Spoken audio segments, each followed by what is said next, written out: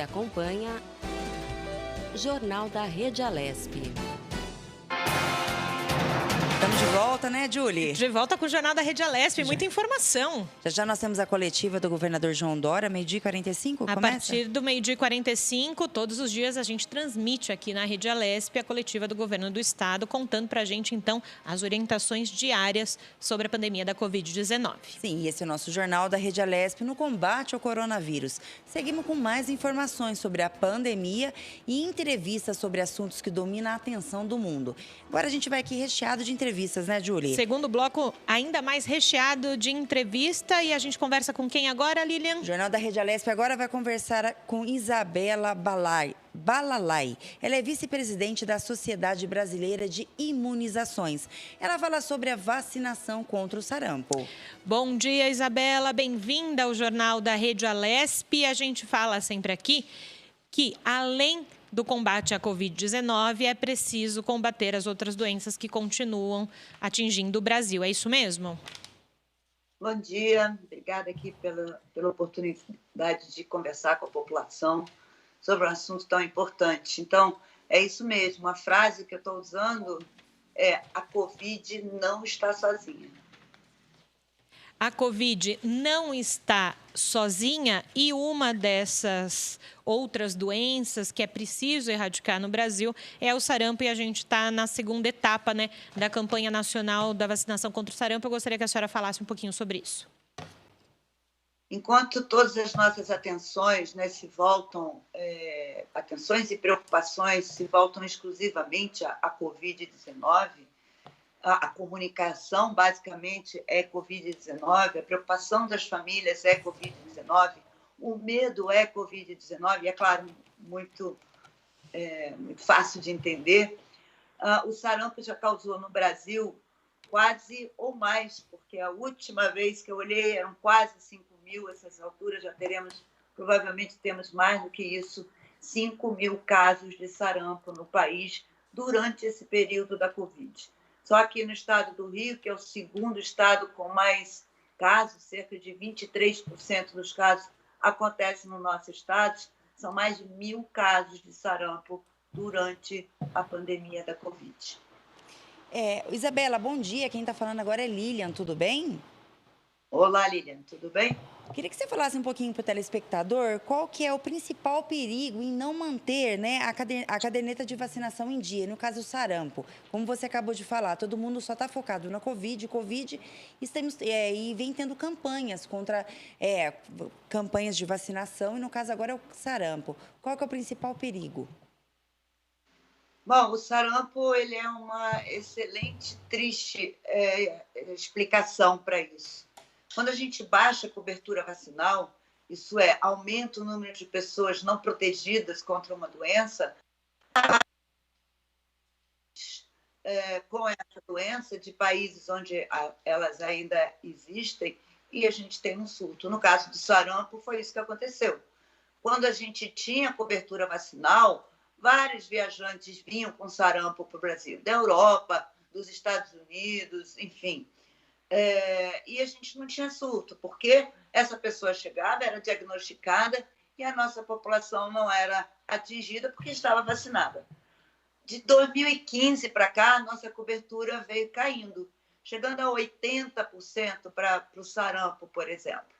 E o alerta é que agora, graças à pandemia da Covid-19, do medo de sair de casa e até da orientação de não sair de casa, nossas coberturas gerais no Brasil estão em torno de 50%. Agora, Isabela, é importante também para os pais que estão nos assistindo, nos ouvindo aqui no Jornal da Rede Alesp, que podem ficar com receio de levar os seus filhos numa clínica ou mesmo num posto de saúde, né? Dizer, então, dessa importância da imunização das crianças, né? E também deles próprios, né? Exatamente. Um trabalho saiu agora, foi publicado no Lancet, não sobre o Brasil, sobre a África. Para cada uma criança que morre de Covid na África, 84 morrem de doenças que podiam ser evitadas por vacina, nessa situação de baixa cobertura. A vacinação é essencial. tão essencial quanto... Tão essencial, não.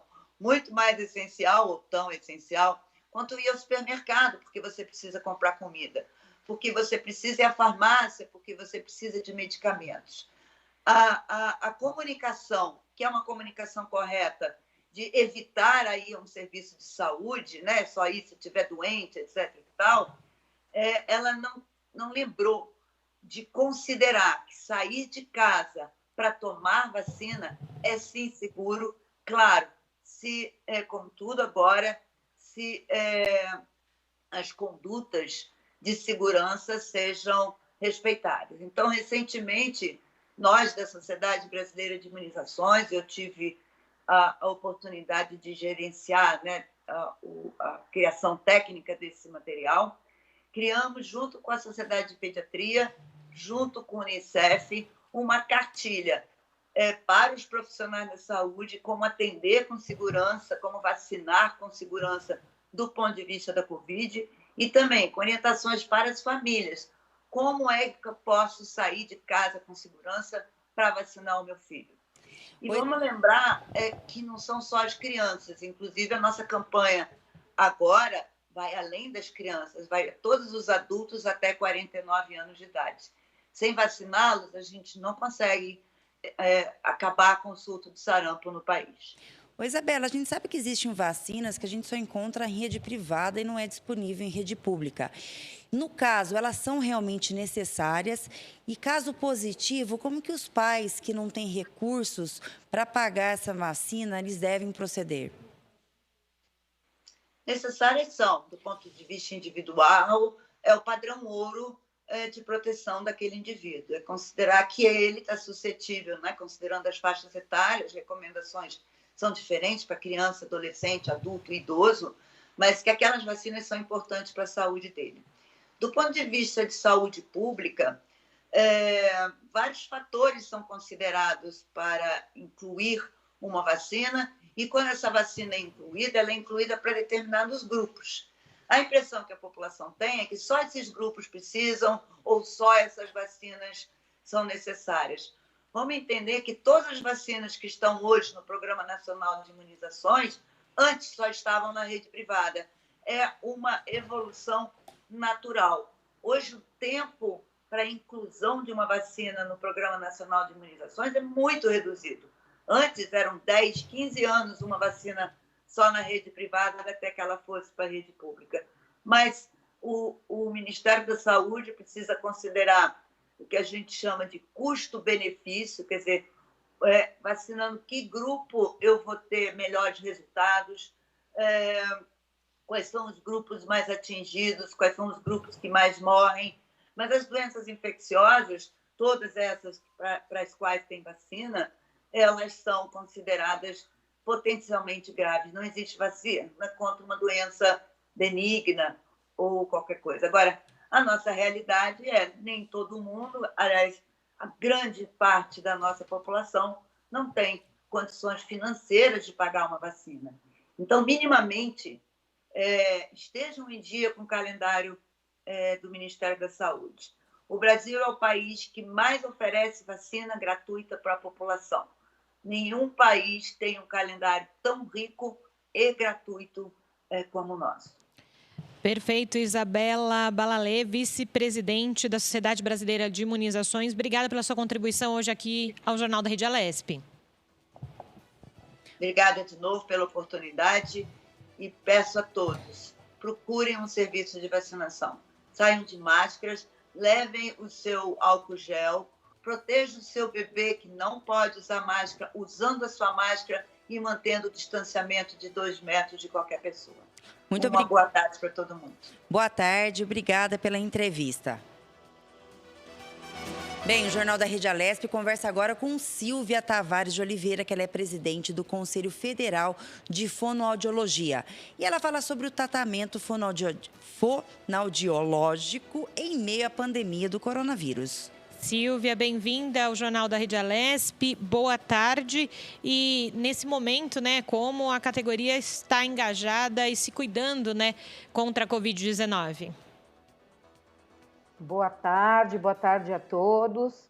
Na verdade, a fonoaudiologia hoje, ela trabalha na frente em relação ao Covid-19 e junto com todos os profissionais da saúde, tem tentado se proteger ao máximo aí com o uso adequado de EPIs dentro dos hospitais e fazendo a sua parte enquanto profissão e enquanto profissionais habilitados que somos para trabalhar com esses pacientes com Covid-19 no momento agora tão importante para a nossa profissão, para a gente demonstrar o quanto esse profissional é importante atuando com esses pacientes no momento. Boa tarde, Silvia. Lilian, tudo bem? Boa tarde, Lilian, tudo bem? Obrigada por ter aceito o convite, né, de participar dessa entrevista. E a gente sabe, Silvia, que tem muitos pacientes aqui em casos mais graves, acabam necessitando de intubação, né? Como que o fonoaudiólogo, ele pode ajudar na recuperação desses pacientes? Então, alguns pacientes mais graves com a Covid-19, eles precisam de uma ventilação invasiva ou uma intubação orotraqueal. E existem estudos que dizem aí, já comprovam, né, que esse paciente intubado por 2 ou mais dias, ele pode ter problemas de deglutição em graus variados. Então, o que acontece? Ele fica intubado por um determinado tempo, existe a extubação, e nessa questão da extubação, o que pode ocorrer é um problema de disfagia. O que é a disfagia? É um distúrbio em uma das fases da deglutição. E é aí que o fonoaudiólogo ele vai agir com esses pacientes, trabalhando com essa questão da disfagia. Isso pode ter graus variados, então depende muito da situação do paciente, da idade dele, da fragilidade em que ele se encontra nesse momento. Então, é nesse momento que o profissional fonoaudiólogo ele entra com a atuação nesse paciente nas UTIs. E com relação também à dificuldade na fala, principalmente quem passa pela unidade de terapia intensiva, está entubado e, como a senhora falou, né, da desintubação, como é que fica com relação à dificuldade da fala, como que é esse tratamento no pós-reestabelecimento? Então, o que eu gostaria de colocar, a primeira coisa é assim, a questão da disfagia, ela é um problema muito sério, porque ela pode causar o que a gente chama de broncoaspiração. E a broncoaspiração, ela pode, inclusive, levar ao óbito do paciente. Então, o que é essa broncoaspiração? Nós, os seres humanos, a gente tem uma proteção, que é uma proteção natural das nossas vias aéreas. Por quê? Porque o alimento, ele é incompatível com o pulmão. Então, esse alimento, ele não pode chegar no pulmão. Então, normalmente, nós, quando nos alimentamos, existe esse sistema de proteção que impede que esse alimento chegue até os pulmões. No caso da disfagia, esse movimento, né, de proteção, ele muitas vezes está fragilizado, né, ou não está ocorrendo. Então, é nesse momento que o fonoaudiólogo ele age, evitando que esse alimento possa ir até os pulmões. Então, é aí que ele vai fortalecer esse processo de deglutição para que não se restabeleça esse processo de proteção aos pulmões. E a gente já tem um paciente que muitas vezes já está debilitado na questão do pulmão, já tem um pulmão comprometido. Então, nessa situação, é muito importante o fonoaudiólogo. E a gente tem também alguns casos onde existem paradas cardiorrespiratórias.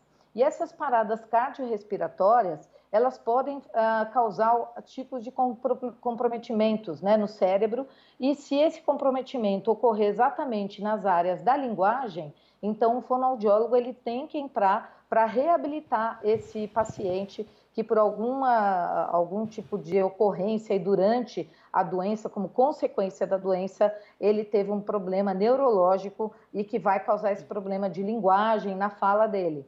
Então, nesse momento também, o fonoaudiólogo ele vai fazer essa reabilitação desse paciente, pois ele é o profissional habilitado e competente tanto para trabalhar as questões da disfagia, no caso da deglutição, e os casos da linguagem também. Silvia, no caso da telemedicina, né, muito em voga nesse momento da pandemia, é possível ser aplicada para atendimento de fono?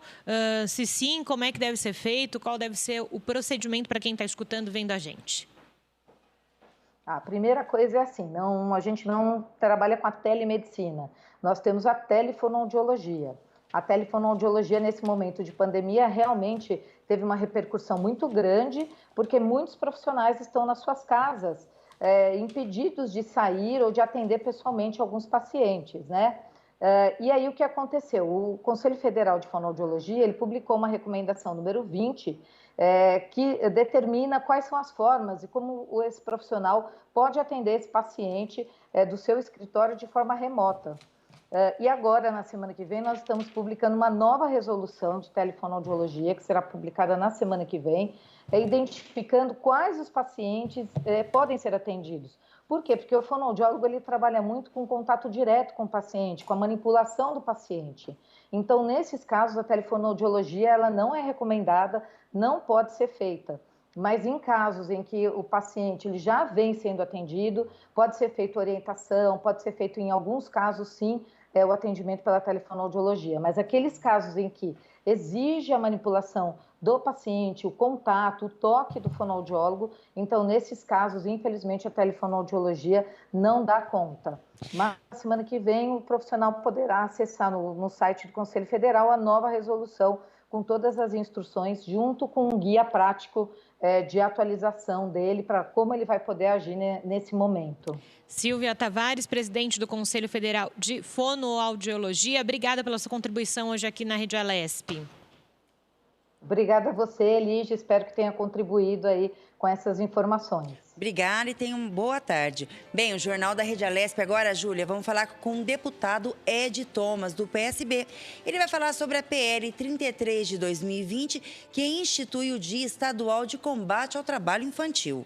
Boa tarde, deputado. Bem-vindo ao Jornal da Rede Alesp, tudo bem?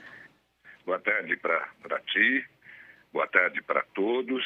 Muito, mas muito obrigado pela oportunidade de poder conversar não só com você, mas informação, direito do cidadão.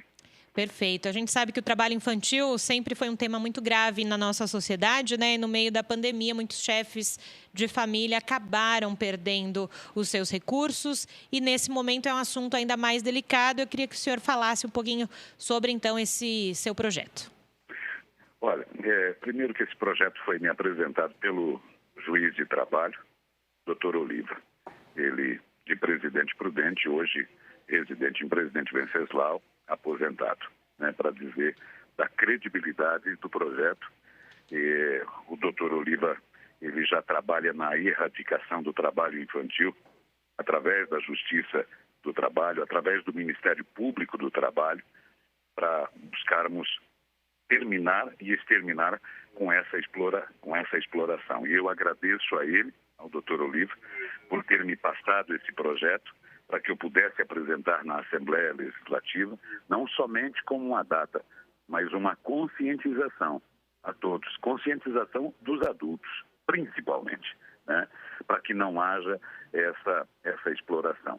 E você tocou num ponto, nós estamos numa plena pandemia, certo?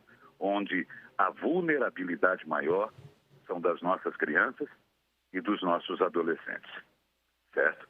E há um receio muito grande do que pode vir, mas também daquilo que já está acontecendo, que essa exploração tem aumentado, dado a dificuldade que as pessoas que perderam sua oportunidade de buscar o seu sustento fazerem essa exploração. E outras para um enriquecimento usando essa mão de obra inocente e vulnerável para se enriquecer, né? Então, esse impacto maior, né, nessa vulnerabilidade que a pandemia nos colocou, ela pode realmente aumentar. E um dado que é alarmante para todos aqueles que nos acompanham, é simples assim, que em 2019 nós tivemos 159 mil denúncias de violações e direitos.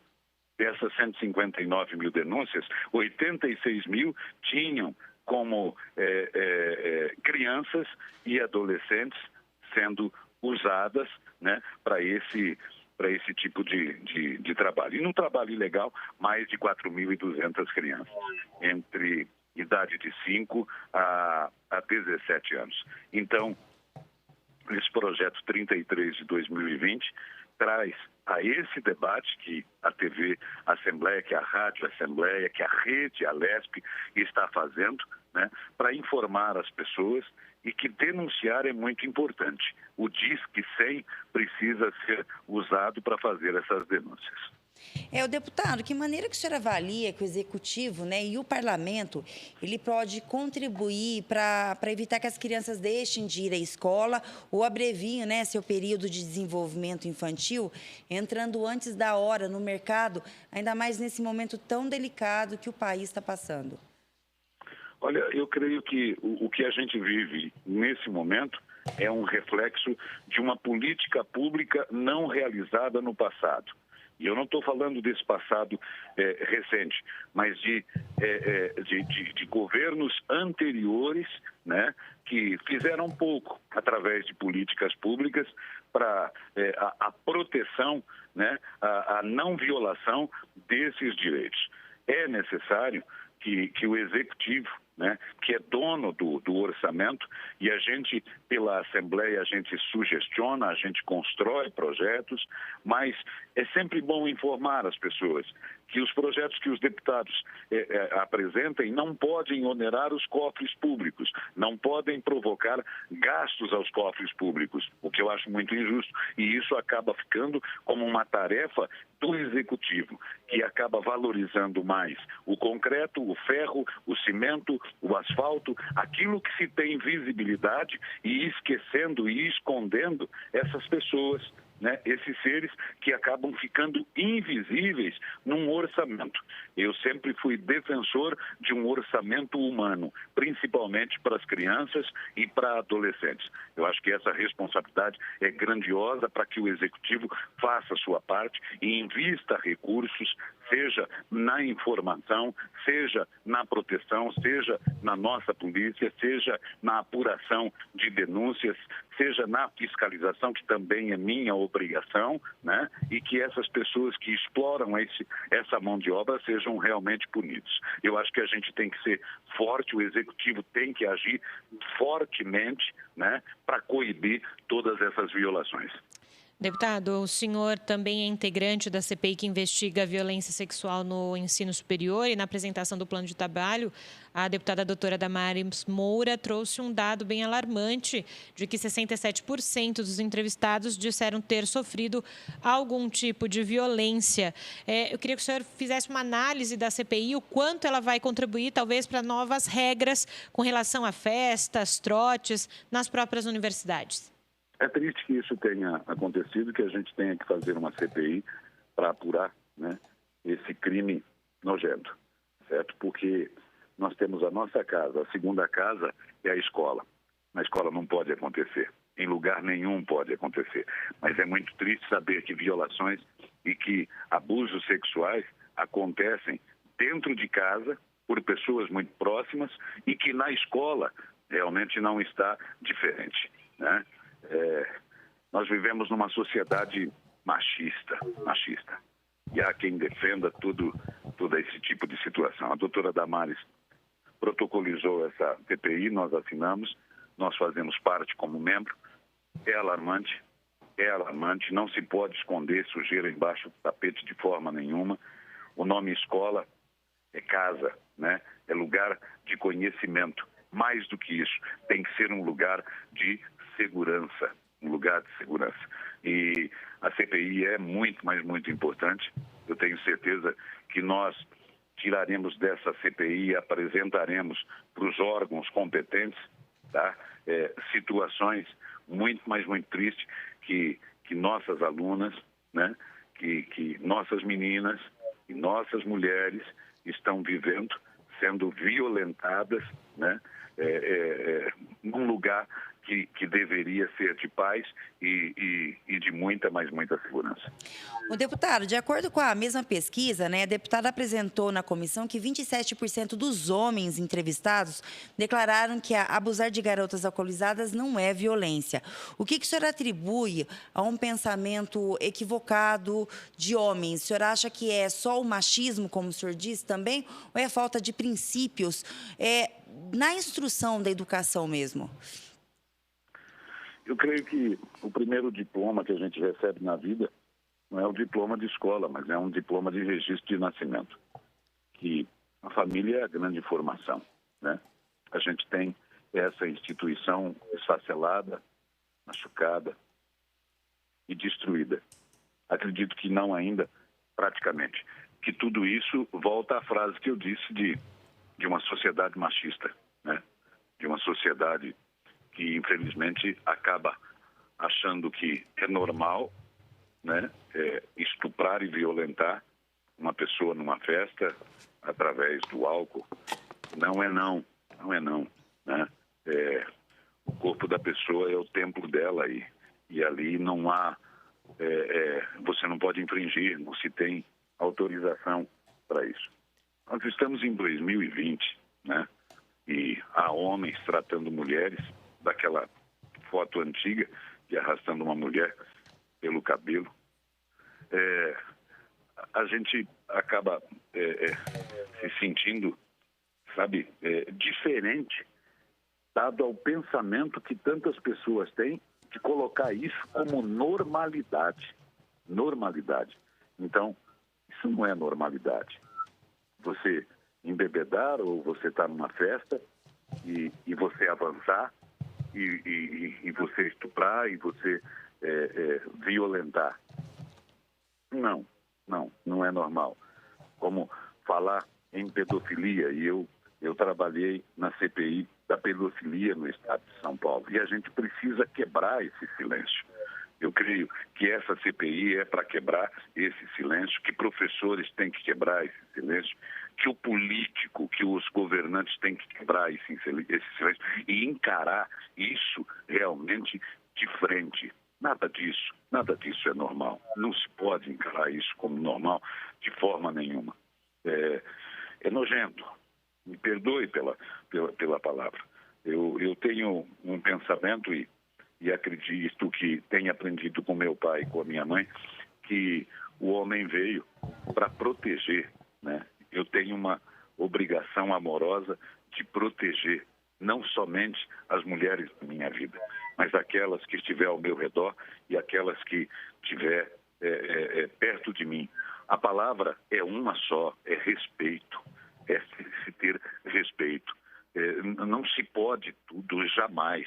E a gente está vivendo um momento que tudo pode, e não é dessa forma e não é dessa maneira. Perfeito, deputado Ed Thomas conversando com a gente. Obrigada, deputado, pela sua contribuição hoje, por abrir espaço aí na sua agenda. Muito obrigado pela oportunidade de poder me manifestar, né? E dizer que citar a palavra respeito, ela tem que ser um cotidiano na nossa vida, né? Onde se tem respeito, se tem realmente tudo. Muito obrigado a todos. Obrigada, deputado. Tenha uma boa tarde. Bem, o Jornal da Rede Alesp vai com mais uma entrevista e conversa agora com Humberto Casagrande. Ele é do CEL do CIEI, Centro de Integração Empresa Escola. E ele nos fala sobre como é, Julie? Ele nos fala sobre o CIEE, que apresenta CIEE, né? uma proposta para gerar vagas de emprego. É isso mesmo. Humberto, bem-vindo ao Jornal da Rede Alesp. E a gente começa a nossa conversa falando justamente do desemprego nesse primeiro semestre de 2020. O que esses dados apontam? Olá, boa tarde a todos. É uma satisfação estar aqui com vocês. O desemprego aumentou significativamente nesse período de pandemia, e especialmente para os jovens, né? Os jovens tinham, antes da pandemia, um nível de desemprego de 27%, que é o dobro da média dos adultos. E com a pandemia, essa situação piorou muito. Então, hoje o jovem está bastante desamparado, não tem nenhum programa especial para eles. E uma pesquisa recente, com 37 mil jovens, mostra que 28% deles consideram não retornar aos estudos depois da pandemia, porque estão bastante desesperançados.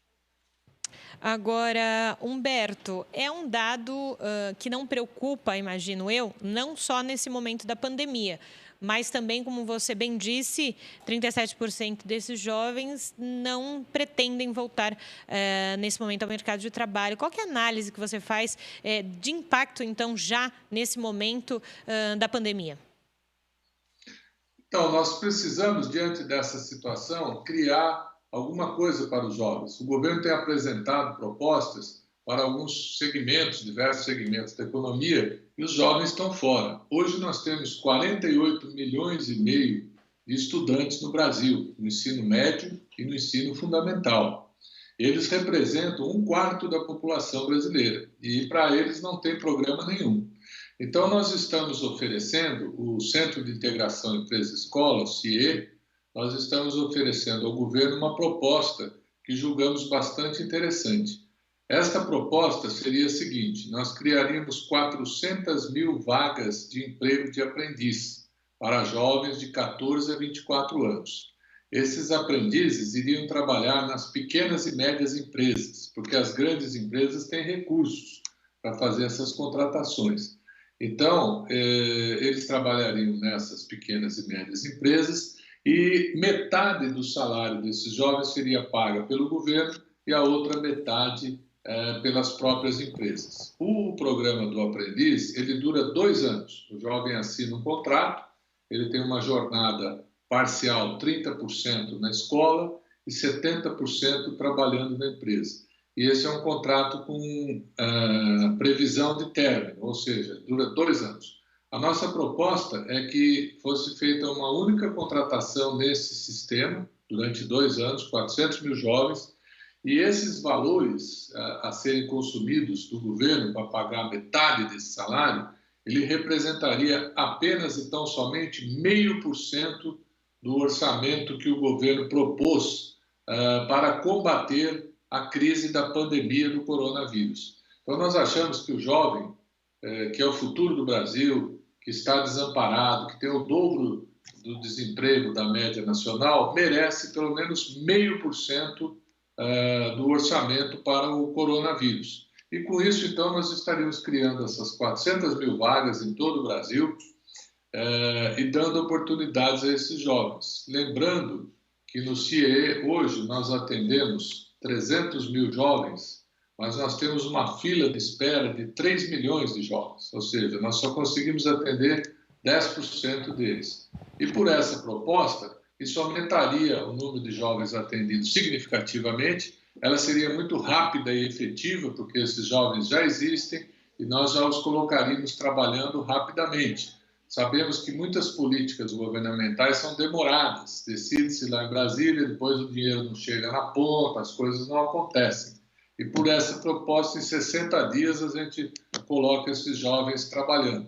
Estamos lutando muito por essa proposta, tentando convencer o governo, temos uma petição eletrônica aí na internet, já está com mais de 40 mil assinaturas, vários apoios de entidades patronais, empresariais, e estamos esperançosos que o governo possa nos ouvir e dar essa oportunidade para os jovens que estão aí bastante ansiosos à espera do retorno dessa proposta. Humberto, boa tarde. É Lilian quem está falando, tudo bem? Olá, boa tarde. Humberto, vamos pensar num cenário pós-pandemia. A gente sabe que o desemprego está altíssimo, né? E está vindo agora essa galera jovem, que vocês estão tentando dar oportunidade.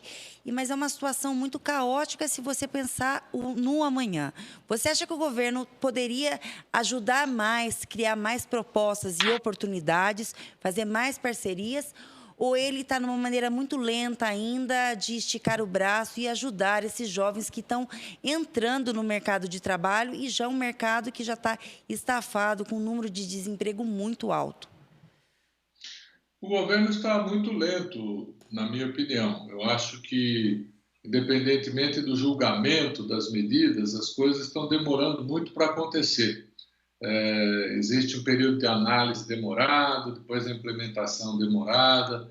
Essa nossa proposta já está lá há mais de 60 dias, é uma medida provisória muito rápida, basta encaminhar ao Congresso, que ela passa a valer no dia seguinte, e ela terá apoio no Congresso Nacional, porque nós temos um contato muito bom com deputados, senadores que apoiam a medida. Então, essa medida não teria problema nenhum, essa medida provisória, de ser aprovada no Congresso Nacional. E é óbvio que para fazer uma medida provisória precisa se estudar antes seus impactos. Entretanto, os números estão todos lá, os impactos são conhecidos, os recursos que seriam consumidos. Então, na nossa opinião, existe uma questão de burocracia, né? Lamentavelmente, há uma máxima até que se diz que em Brasília a pessoa coloca o pé na água em janeiro e pega o resfriado em novembro, né? Quer dizer, tudo demora muito. E a gente está aí um pouco preocupado e ansioso com isso, porque é uma medida emergencial, não adianta ficar esperando para o ano que vem, né? Então, a gente precisaria que isso acontecesse rapidamente, porque, como disse, os jovens estão aí a esperar, assim como estão aqueles que estão sendo beneficiados por algumas medidas de combate à pandemia do governo. Só queremos que os jovens também tenham um espaço nessa agenda, porque se não houver uma política pública desse calibre, desse instante, nós vamos ter muita dificuldade para implementar. O mercado, por si, não consegue dar essa resposta neste momento. Então, não só no Brasil, como em todo o mundo, os governos, ainda que fossem muito liberais, estão sendo mais intervencionistas nesse momento, porque esta pandemia é uma coisa nova, que não é culpa de ninguém, caiu um meteoro na nossa cabeça, e nós precisamos que haja uma resposta mais efetiva e mais ágil por parte do governo, e é isso que estamos cobrando. Humberto, a gente falou da questão do governo, né? E a questão de união de forças também com alguma parceria com a iniciativa privada. Você acha que tem essa possibilidade nesse momento ou não é o melhor caminho nesse momento para que esses jovens tenham algum tipo de garantia de entrada no mercado de trabalho? Com relação à iniciativa privada, a gente reconhece as dificuldades que as empresas estão passando. Entretanto, nós estamos nos comunicando mais, levando uma mensagem a essas empresas, mostrando que o jovem é o caminho do futuro.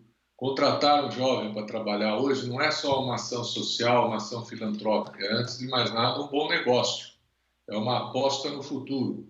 A empresa que é permeável ao jovem hoje, ela vai se atualizar, porque o jovem leva para dentro da empresa a nova linguagem que se fala hoje, o novo modo de pensar. Então, uma empresa que fica desatualizada vai ter dificuldades para vender, para gerir, para fazer uma série de coisas. O mundo está mudando muito e as pessoas têm que se renovar, né? Por exemplo, hoje as pessoas não querem mais fazer compra, elas querem viver uma experiência. Você vai comprar qualquer bem que você vai comprar, existe esse conceito de viver uma experiência e não simplesmente adquirir um bem.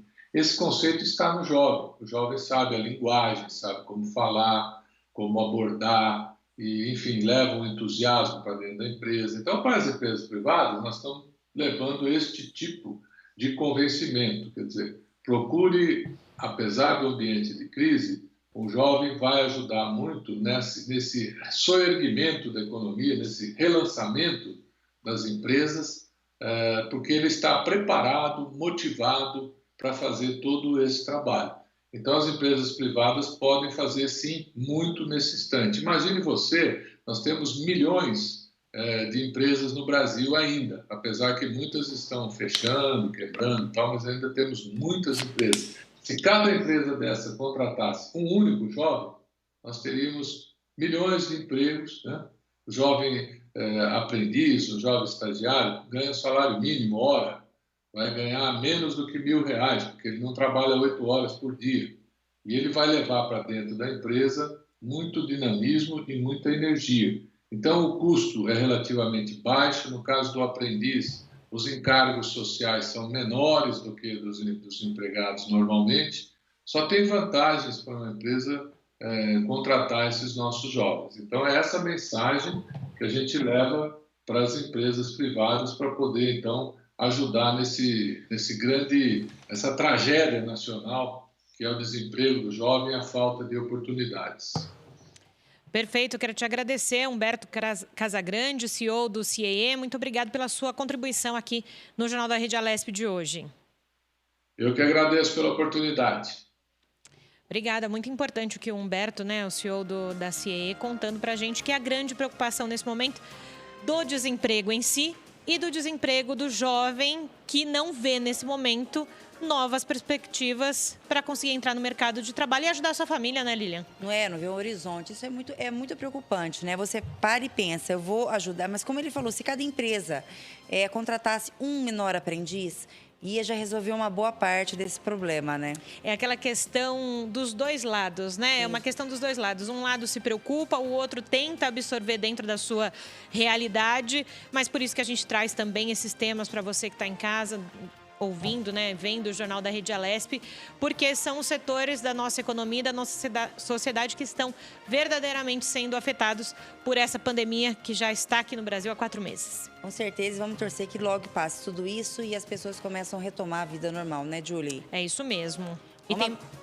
Notícias, Júlia, notícias. É isso que eu ia falar. Vamos lá. A Comissão de Meio Ambiente e Desenvolvimento Sustentável da Alesp aprovou o projeto de lei 418/2019 do deputado Edmir Chedi, do Democratas, que propõe alteração à Lei 3.201 de 81. A iniciativa visa apoiar as ações de saneamento básico que contribuam para a ampliação da disponibilidade hídrica nas unidades de gerenciamento de recursos hídricos do Estado. De acordo com o parlamentar, essas ações estão fundamentadas na escassez hídrica do Alto Tietê, Sapucaí Grande, Piracicaba, Capivari, Jundiaí, Mogi Guaçu e Tietê Sorocaba e ainda no incentivo referente à recuperação e à proteção das fontes hídricas, abre aspas. Na prática, visa a melhoria de qualidade de vida da população, fecha aspas. O deputado Edmir Chedi explicou que a alteração envolve ações estruturais de curto, médio e longo prazos, direcionadas a objetivos ambientais, sociais e de desenvolvimento urbano. Abre aspas, os objetivos são definidos a partir do entendimento de que, nas áreas dos mananciais, as situações agudas se caracterizam pela sobreposição de problemas de uso e de ocupação do solo, fecha aspas, argumentou a Alesp. O parlamentar ainda disse, abre aspas, esses problemas de uso e ocupação de solo comprometem a qualidade das águas e, com certa frequência, envolvem quadros acentuados da pobreza humana. Abrangem também temas propostos, os sistemas de abastecimento de água e sistema de esgotos sanitários. Por isso, fiquei satisfeito com a aprovação do PL pela CMADS. A proposta agora seguirá para outras comissões permanentes, fecha aspas. Em instantes, né, Júlia, a gente vai entrar com a coletiva do governador João Dória. Já está para entrar, né? Enquanto isso, a gente vai mais notícias. Aí, vamos entrar agora, né? Agora a Rede Alesp dá uma pequena paradinha, entrando com a coletiva do governador do estado de São Paulo, onde será feito um balanço atualizado da saúde pública e medidas de combate à pandemia e a manutenção da quarentena no estado.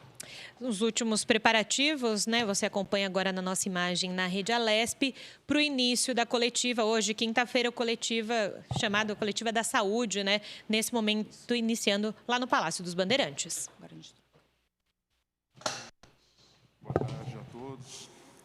Vamos iniciar a 103ª coletiva de imprensa. Hoje teremos 2 anúncios importantes relacionados à questão da testagem. Primeiro anúncio chegamos ao número de 1.778.000 testes, que será apresentado posteriormente pelo Dr. Paulo, e estamos alcançando uma média diária de testagem de 20.000 testes. Passamos de 900 testes por dia para 20.000 testes. Então, esses 2 assuntos serão apresentados pelo Dr. Paulo. Podemos começar, então, com o Dr. Paulo fazendo a apresentação da testagem, dessas informações que nós anunciamos. Depois passaremos para o Eduardo fazer a atualização dos dados. Obrigado, Gabardo. Boa tarde a todos. apresentação.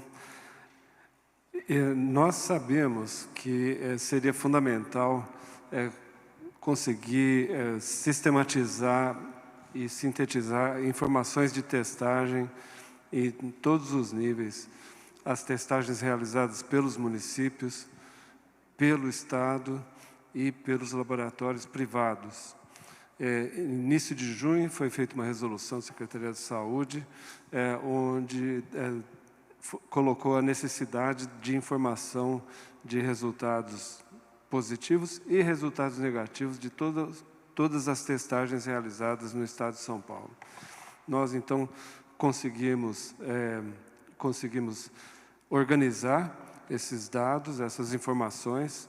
Os laboratórios privados passaram a nos enviar as informações da testagem, e esse é o quadro que nós temos de realização de testagem no Estado de São Paulo desde março. E a gente pode ver a evolução significativa de 27 mil quase testes informados no mês de março, para quase 700 mil testes realizados em junho. Julho, nós já chegamos ao número de 576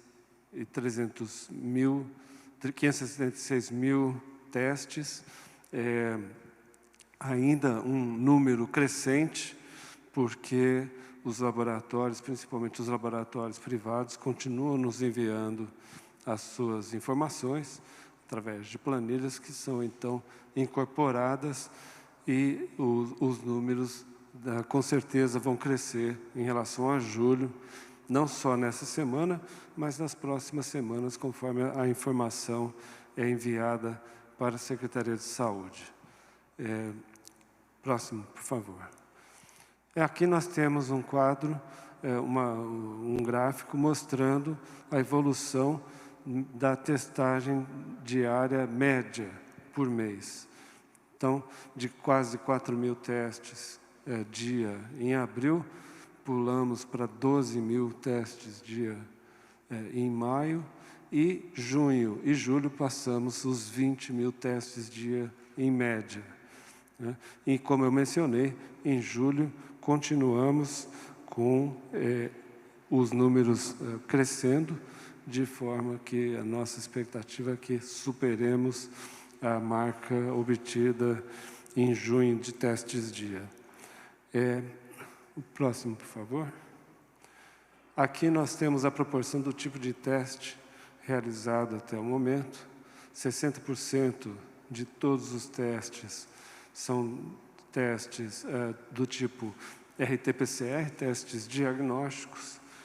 27% são testes do tipo sorológico rápido, aqueles que identificam a presença de anticorpos de infecções que ocorreram em algum momento no passado, e 13% são outros métodos, principalmente sorológicos também, mas de sangue venoso, de pacientes internados, principalmente.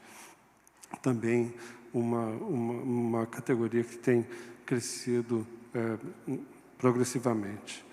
E, dentro disso, nós temos uma proporção de positividade de aproximadamente 1 a cada 3 testes diagnósticos do tipo RT-PCR e 1 a cada 4 testes sorológicos rápidos. Esses são os números que nós estamos consolidando aqui para o Estado de São Paulo. Quando nós observamos a progressão, a realização de testes por semana, nós vemos uma tendência crescente de realização de testes de todos os tipos, de forma que realmente a nossa expectativa é que, com os dados de julho completos, nós vamos ter um cenário ainda mais favorável. Isso é importante. O São Paulo é praticamente o único estado que tem hoje essa informação completa da testagem por todos os setores que realizam esse tipo de testagem. E esse modelo foi, inclusive, incorporado pelo Ministério da Saúde, que há 2 semanas tem uma resolução que solicita a informação de testagem de todos os laboratórios públicos e privados em todo o país, porque é uma informação essencial para o enfrentamento da pandemia. Acho que seriam essas informações. Muito obrigado. Obrigado, Dr. Paulo Menezes, coordenador do Centro de Contingência do Covid São Paulo. Além do Dr. Paulo Menezes, nós temos na coletiva de hoje o Dr. Eduardo Ribeiro, secretário executivo da Saúde, que substitui o secretário Jean, que está em viagem, a trabalho, que depois o Dr. Eduardo vai fazer comentários sobre a viagem do Dr. Jean. Temos também a presença da secretária Patrícia Ellen, secretária de Desenvolvimento Econômico, e do secretário Marco Vignoli, secretário de Desenvolvimento Regional.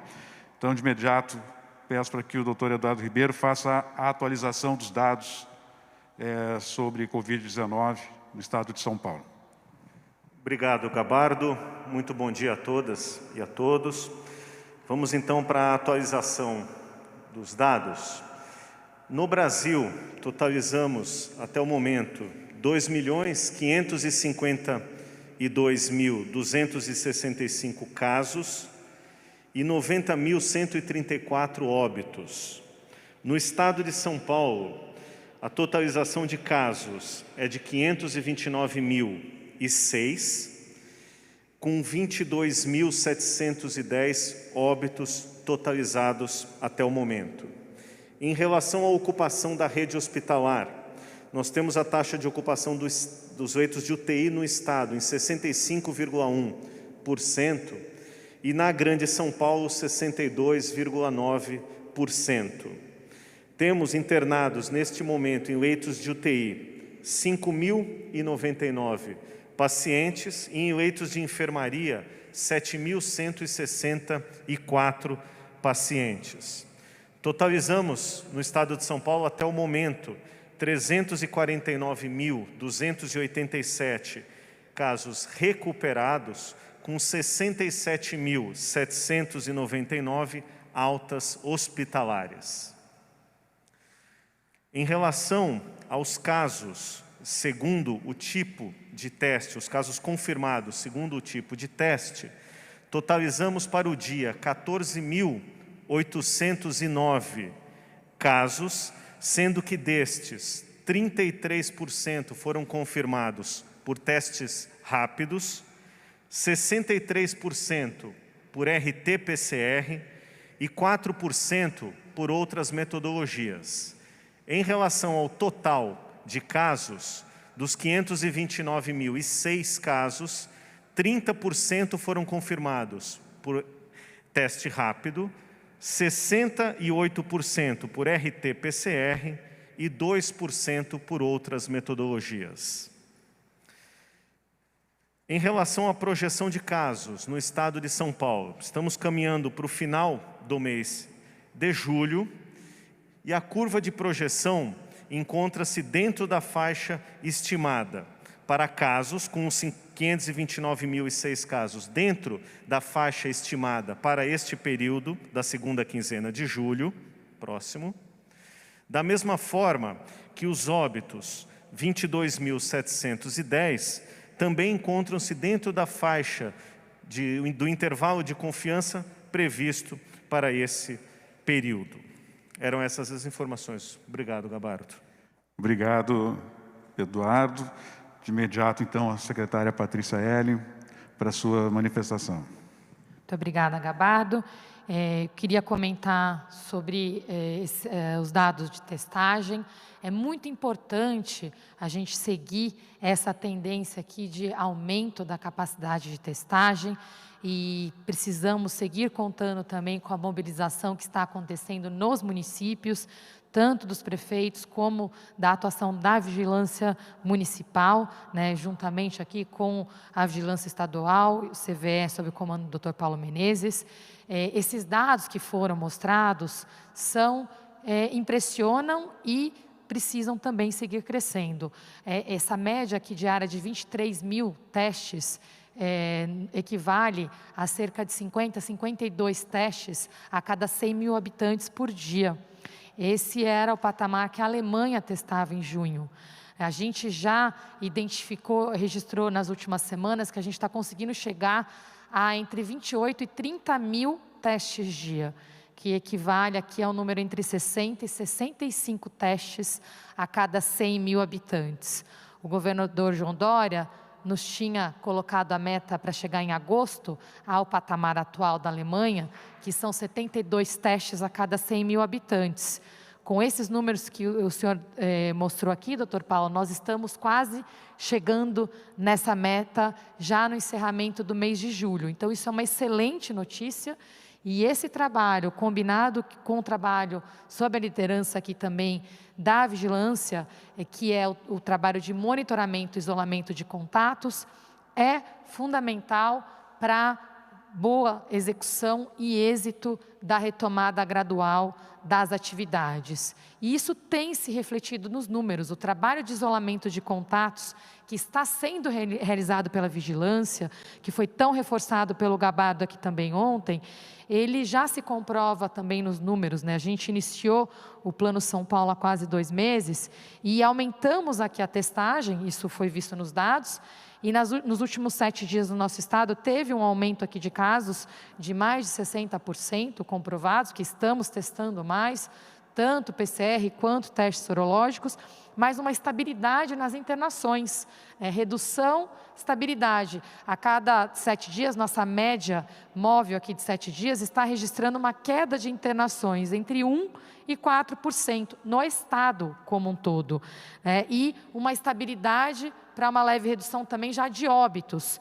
Destacando o município de São Paulo, que teve um crescimento de casos, com esforço que está sendo feito também de inquérito epidemiológico, inclusive o resultado foi divulgado ontem, teve um aumento de 64% no número de casos nos últimos 7 dias, mas uma redução de internações de 4% e de óbitos em 35%.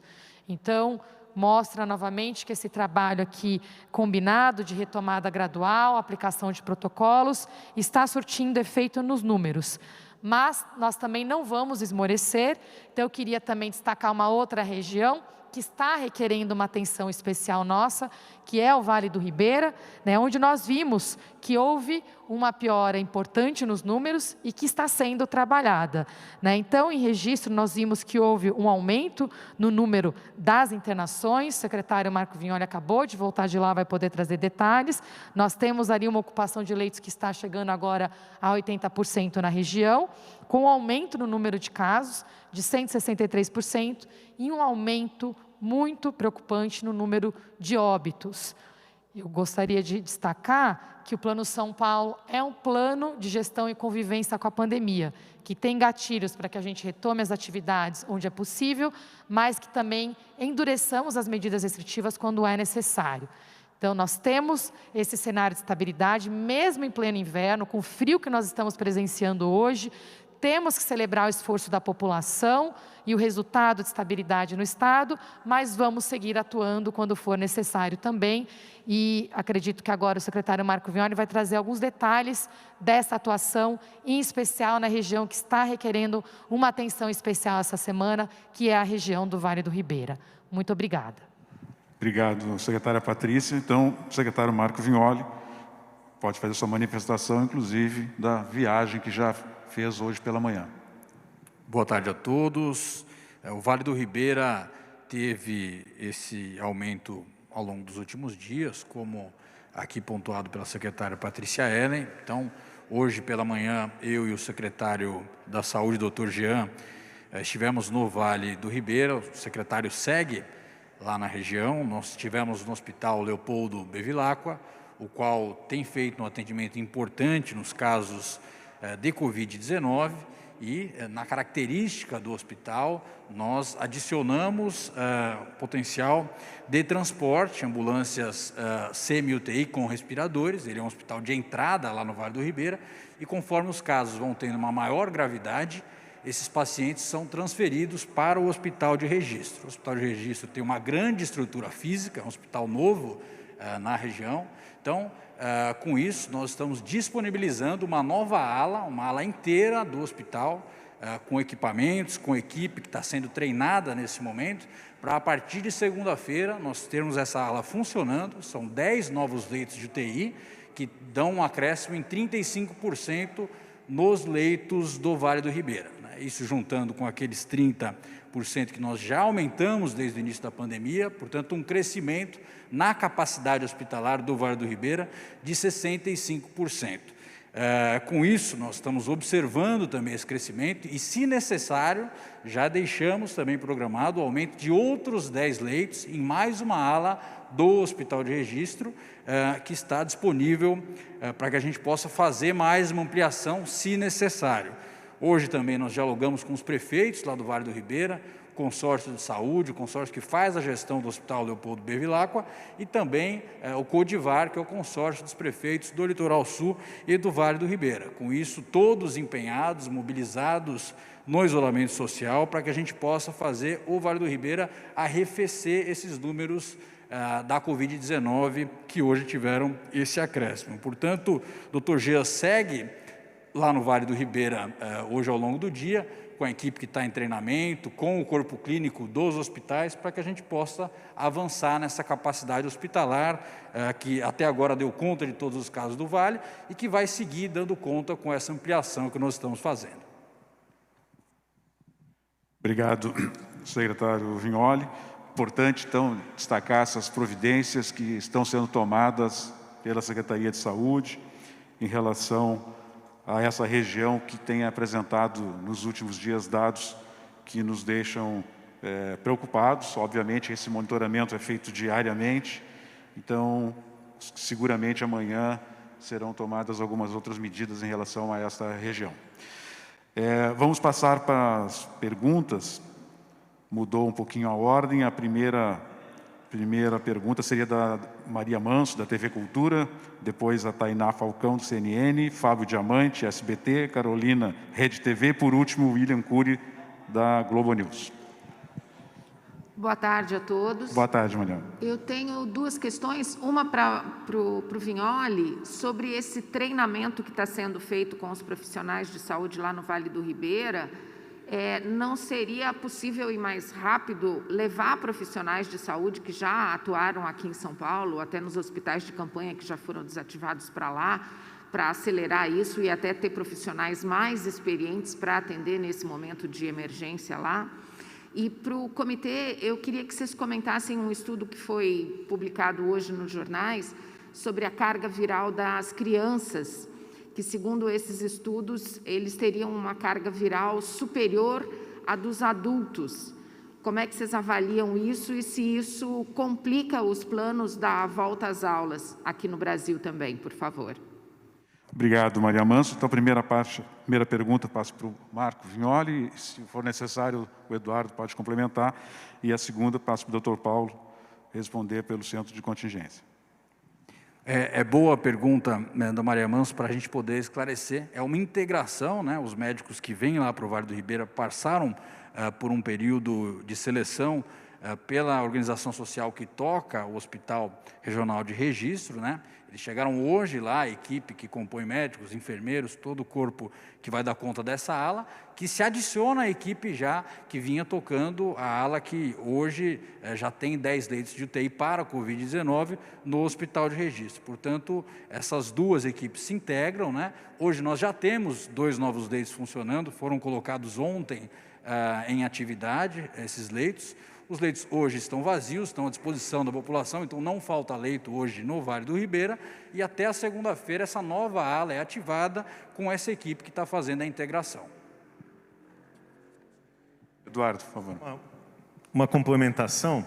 Como bem disse o secretário Vignoli, na sequência desses 10 novos leitos, nós já temos a perspectiva de, havendo a necessidade de ampliar em mais 10 leitos, e como a região é sabidamente uma região que tem alguma dificuldade para a atratividade de profissionais, nós nesse momento já estamos tratando que as equipes técnicas já sejam capacitadas, quer seja na região, quer seja no entorno, ou mesmo daqui de São Paulo, para que, havendo a necessidade de mais 10 leitos, além desses já mencionados, que a gente possa não ter um delay tão grande para fazer a imediata ampliação em mais 10 leitos. Obrigado.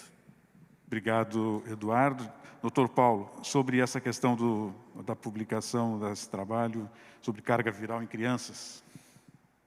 Pois não, boa tarde, Maria. Realmente, eu tomei contato hoje com esse trabalho. O trabalho mostra essa maior carga viral no material coletado de orofaringe de crianças pequenas, mas com uma amostra ainda relativamente pequena, são menos de 150 crianças examinadas, e são resultados que sugerem uma possível maior transmissão do vírus, mas ainda é necessário continuar as investigações para se saber se de fato isso representa maior transmissão ou não. De qualquer forma, em relação ao retorno às aulas, o Centro de Contingência tem trabalhado intensamente, discutido com a Secretaria da Educação também, para que nós possamos ter o retorno às aulas com segurança para as crianças, baseados nos conhecimentos que, como a gente tem visto, eles crescem, e felizmente, a todo dia, como com esse estudo também. Obrigado, doutor Paulo. Passo para a Tainá Falcão, da CNN, por favor. Boa tarde, Tainá. Boa tarde. Eu queria que vocês dessem um panorama mais amplo sobre a interiorização do vírus, qual o município hoje que aspira a maior cuidado, e voltassem a falar especificamente sobre Ribeirão Preto, Campinas e Piracicaba.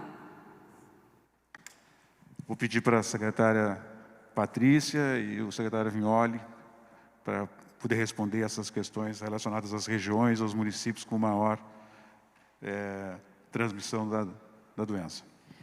Eu vou dar um panorama geral de Ribeirão Preto, Campinas e Piracicaba. E a gente já destacou hoje que a região que inspira mais cuidados nessa última semana é a região do Vale do Ribeira. Vou pedir para o secretário Marco Vignoli complementar aqui também. Então, começando pela região de Ribeirão Preto, a gente continua com uma taxa de ocupação importante na região. A média dos últimos 7 dias é de 87,9%. Mas já estamos observando uma redução importante das internações e dos óbitos. Então, houve uma redução das internações na média móvel dos últimos 7 dias de quase 10% e uma redução de 1% nos óbitos. Então, é um panorama que, se mantido, deverá refletir positivamente nos indicadores da região. A região de Piracicaba permanece estável, requerendo cuidados ainda também, com a taxa de ocupação em torno de 80%, as internações estáveis, houve um crescimento nos últimos 7 dias de 7% nas internações e um crescimento no número de óbitos de 17%.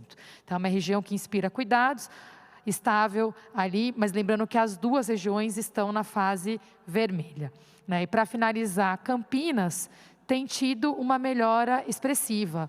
A ocupação de leitos reduziu, então hoje está em 75%, e houve uma queda de internações de 3%. Ela continua ali com a classificação para a fase laranja, que foi o novo faseamento que foi anunciado na semana passada, mas com uma estabilidade importante nessa nova fase, dado que anteriormente ela estava na fase vermelha. Então, a síntese dessas 3 regiões, uma melhora bastante importante na região de Campinas, que já reflete inclusive a nova fase que ela se encontra, na fase laranja, e uma manutenção da situação de Piracicaba e Ribeirão Preto, mas com uma possibilidade de melhoras expressivas nas próximas semanas. Vou deixar o secretário Marco Vignoli completar tanto com relação a essas regiões e também com relação ao Vale do Ribeira, que é a região que está, para todos nós aqui, inspirando maiores cuidados durante essa semana. A região de Campinas, ela veio durante um período longo, na fase vermelha, e devido a um grande esforço feito pelos gestores municipais e pelo governo do estado, a taxa de ocupação caiu, muitos novos leitos foram colocados na região e a gente pôde trazer a região para o laranja, porque os outros índices não eram de fase vermelha, mas de fase laranja. O que estava colocando a região na fase vermelha era a ocupação de UTI, o que nós conseguimos aumentar a capacidade e a região então pôde vir para a fase laranja ao longo desse período. A região de Ribeirão Preto, eu acho que é importante a gente fazer um destaque.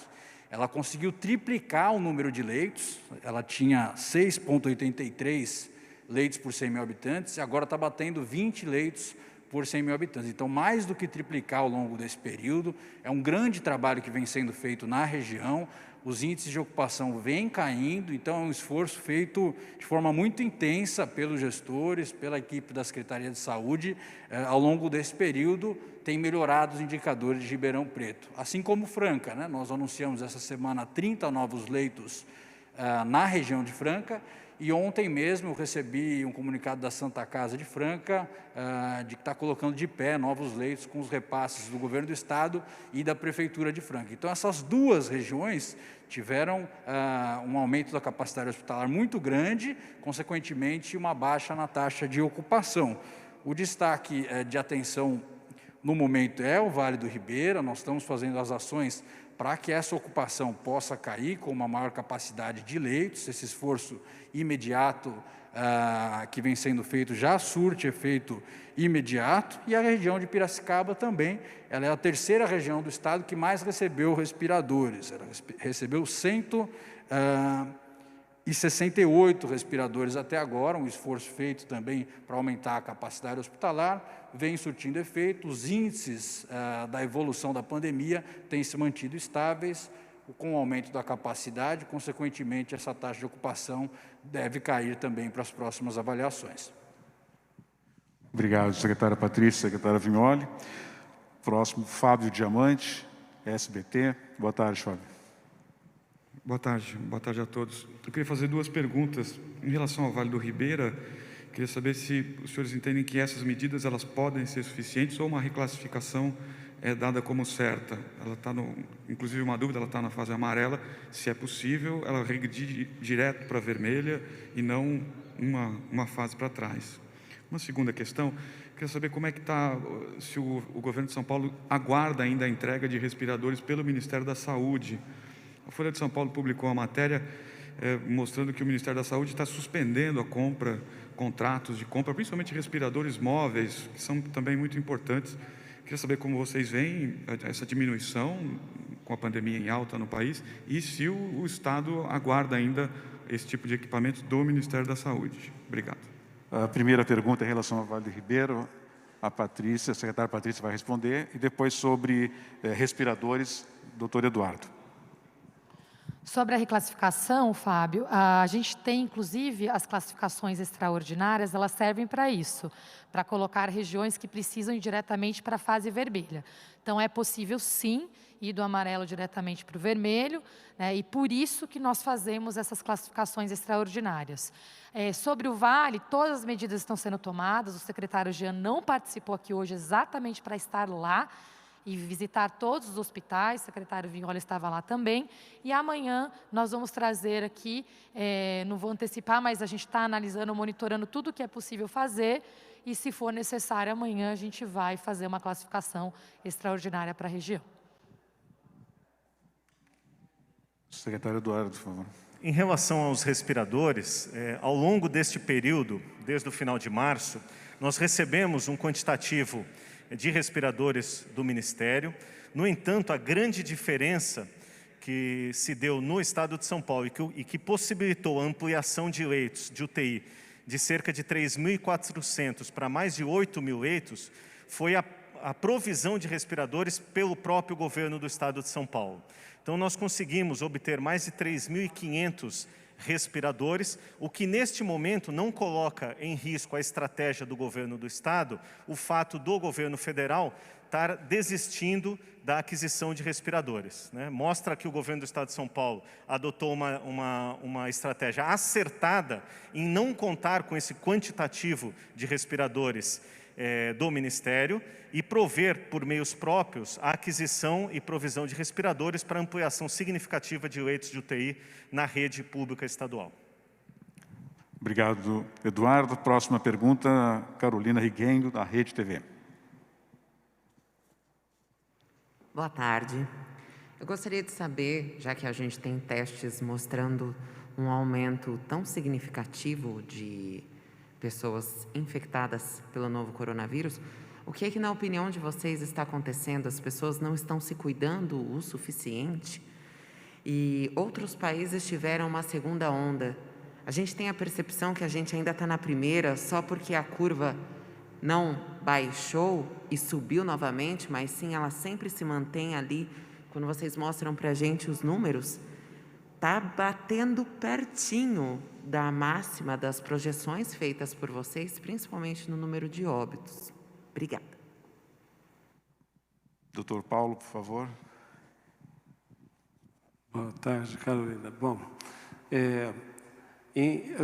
a pandemia aqui no estado de São Paulo, ela tem momentos distintos nas diversas regiões, como a gente tem mostrado e como as classificações de risco indicam, os indicadores mostram que há regiões como acabamos de mencionar, Vale do Ribeira, onde a situação é completamente distinta da Grande São Paulo.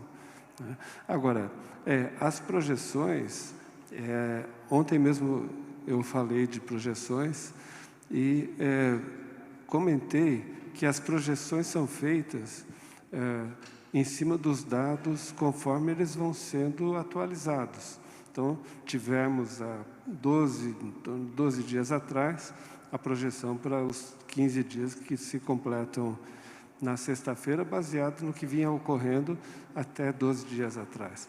Se a gente for olhar as projeções que a gente tinha no início da pandemia aqui em São Paulo, ainda sem a quarentena, por exemplo, a situação que nós poderíamos ter tido teria sido dramática, com um volume de casos e óbitos absolutamente maior do que o que nós estamos observando. Então, é preciso ter claro que nós estamos conseguindo segurar a pandemia e já temos essa situação onde, por exemplo, na Grande São Paulo, temos a redução progressiva de internações, de óbitos, e esperamos observar isso em todo o estado ao longo das próximas semanas.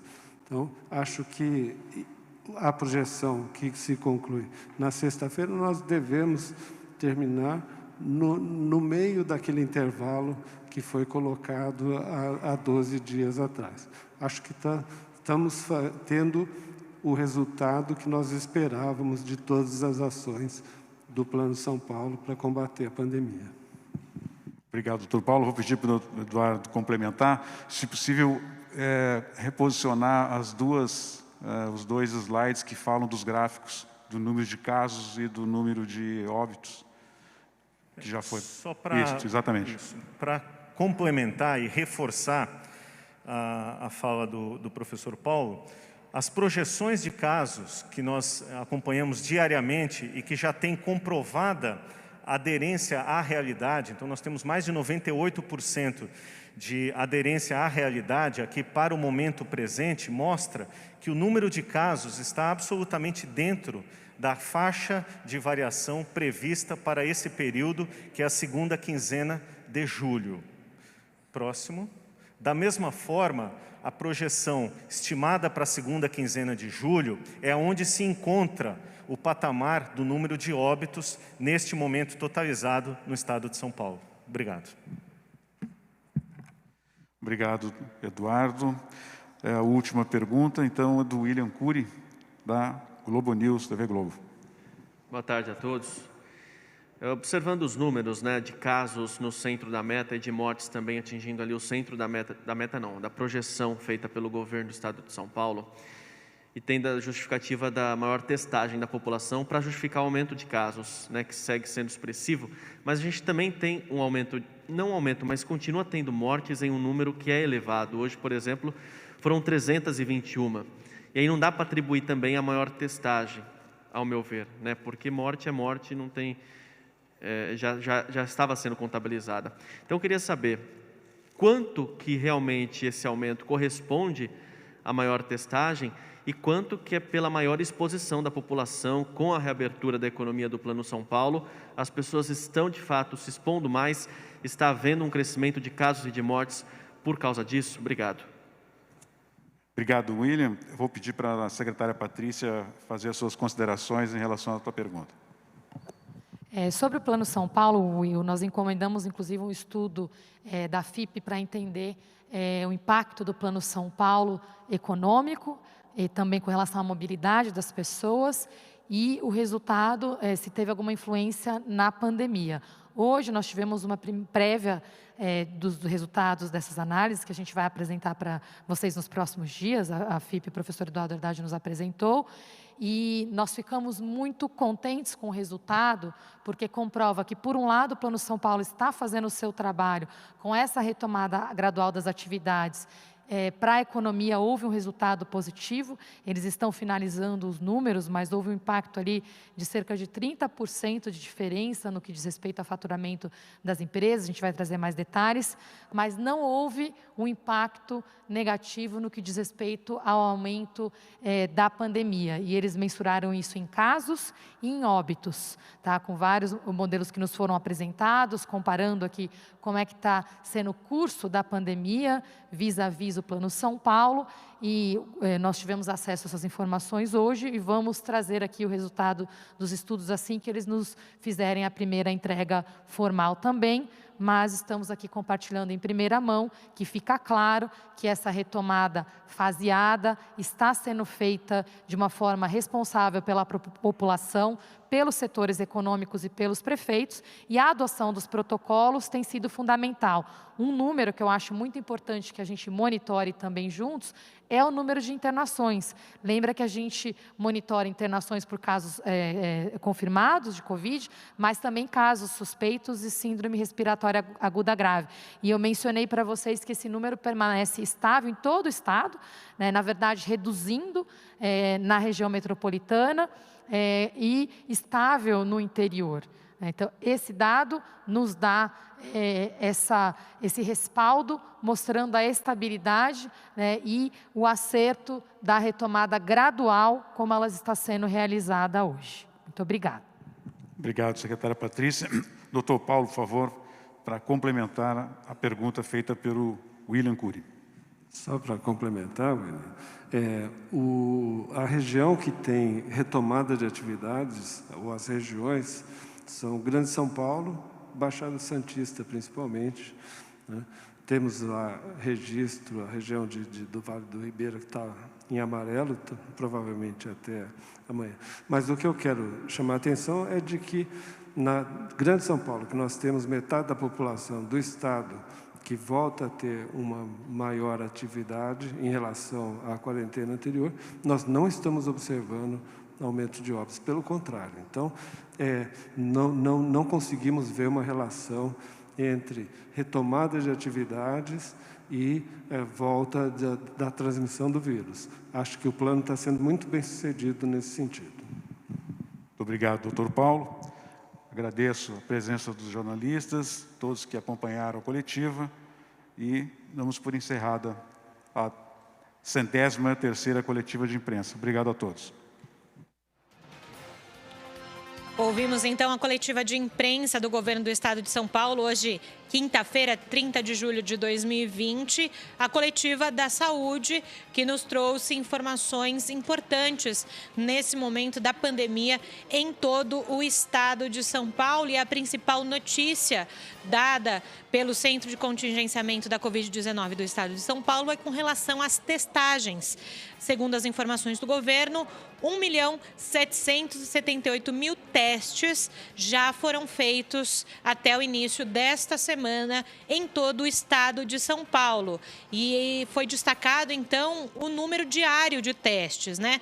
Antes eram de 900 testes por dia, agora são 20.000 testes por dia. Dentro destas testagens, eles deram uma quantificação. 60% desses testes são do RT-PCR, o mais conclusivo para dizer se uma pessoa está ou não com a Covid-19. E para esse teste, 1 em cada 3 testados testam positivo pelo meio RT-PCR.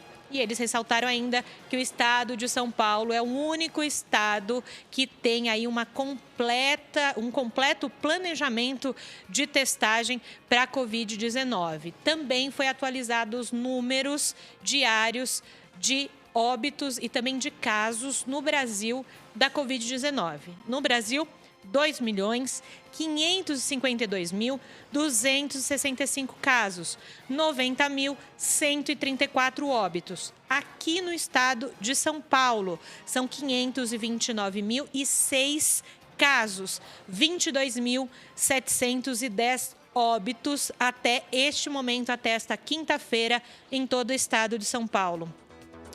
Taxa de ocupação de UTI. Em todo o estado, a taxa está em 65,1%. Na Grande São Paulo, 62,9%. Internados em UTI, 5.099 pacientes. Internados em enfermarias em todo o estado de São Paulo, 7.164 pacientes. Por outro lado, também boas notícias.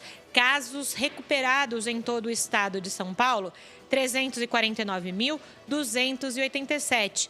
Altas médicas até esse momento em todo o estado de São Paulo, 67.799 casos. O secretário Marco Vignoli falou também sobre algumas cidades no estado de São Paulo que merecem uma atenção maior com relação ao faseamento deles nesse momento da pandemia da Covid-19. E a secretária Patrícia Ellen falou que essa retomada do faseamento está sendo consciente e sempre vista pela taxa de internação dos casos suspeitos. Por último, o Centro de Contingenciamento da Covid-19 do estado de São Paulo disse não ver grande relação de flexibilização com o aumento do número de óbitos na Grande São Paulo. Foi uma pergunta de um dos jornalistas se teria alguma correlação de flexibilização na Grande São Paulo com o aumento de óbitos. Essas foram as principais informações da coletiva de imprensa do governo do estado de São Paulo. Hoje, acabou agora há pouco, e nós da Rede Alesp transmitimos. Agora a gente vai para um rápido intervalo. Na sequência, muito mais informação para você.